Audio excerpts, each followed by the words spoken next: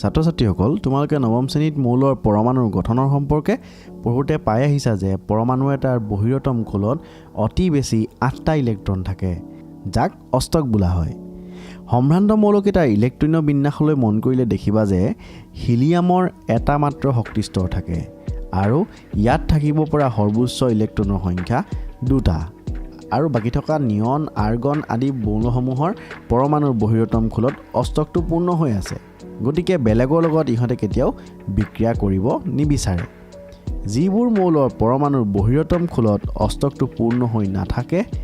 সেই পৰমাণুসমূহে অষ্টকটো পূৰ্ণ কৰিবলৈ বিচাৰি থাকে ৰাসায়নিক বিক্ৰিয়াত বিক্ৰিয়কৰ পৰমাণুৰ বহিৰতম খোলত যদি 4টাতকৈ বেছি ইলেক্ট্ৰন থাকে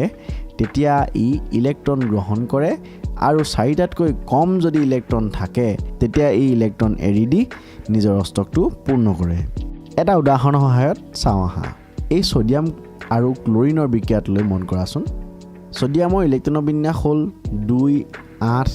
আৰু 1 অৰ্থাৎ ইয়াৰ বহিৰতম খোলত এটা ইলেক্ট্ৰন আছে গতিকে সোডিয়ামে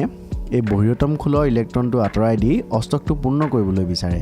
আনহাতে ক্লোৰিনৰ ইলেক্ট্ৰনীয় বিন্যাসলৈ মন কৰিলে দেখিবা যে ইয়াৰ বহিৰতম খোলত 7টা ইলেক্ট্ৰন আছে গতিকে ই আনৰ পৰা এটা ইলেক্ট্ৰন লৈ বহিৰতম খোলটোত অষ্টকটো পূৰ্ণ কৰিবলৈ বিচাৰে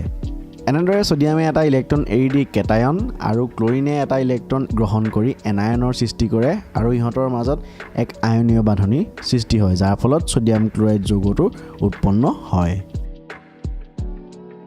এতিয়া কাৰ্বনৰ যৌগসমূহলৈ লক্ষ্য কৰিলে দেখিবা যে কাৰ্বনৰ বহিৰতম খোলত 4টা ইলেক্ট্ৰন থাকে গতিকে ই নিজৰ অষ্টকটো পূৰ্ণ কৰিবলৈ 4টা ইলেক্ট্ৰন এৰি দিব লাগিব যাৰ বাবে অতিৰিক্ত শক্তিৰ প্ৰয়োজন হ'ব সেয়ে ই ইলেক্ট্ৰন এৰি দিব নোৱাৰে আনহাতে কাৰ্বনে 4টা ইলেক্ট্ৰন গ্ৰহণ কৰি অষ্টকটো পূৰ্ণ কৰিবলৈও নিউক্লিয়াছত থকা 6টা প্ৰটনে ধৰি ৰাখিব নোৱাৰে গতিকে ই আন মৌলৰ পৰমাণুৰ ইলেক্ট্ৰনৰ লগত নিজৰ 4টা ইলেক্ট্ৰনৰ ভাগ বতৰা কৰি বান্ধনীৰ দ্বাৰা অষ্টকটো পূৰ্ণ কৰি ৰাখে এনে বান্ধনীক সহযোজী বান্ধনী বোলা হয় এতিয়া তোমালোকে হয়তো ৰাসায়নিক বিক্ৰিয়াত কি ধৰণে এটা নতুন যৌগৰ সৃষ্টি হয় নিশ্চয়কৈ বুজি পাইছা বাৰু ইয়াৰ পিছত আমি ৰাসায়নিক বিক্ৰিয়াৰ প্ৰকাৰসমূহৰ বিষয়ে আলোচনা কৰিম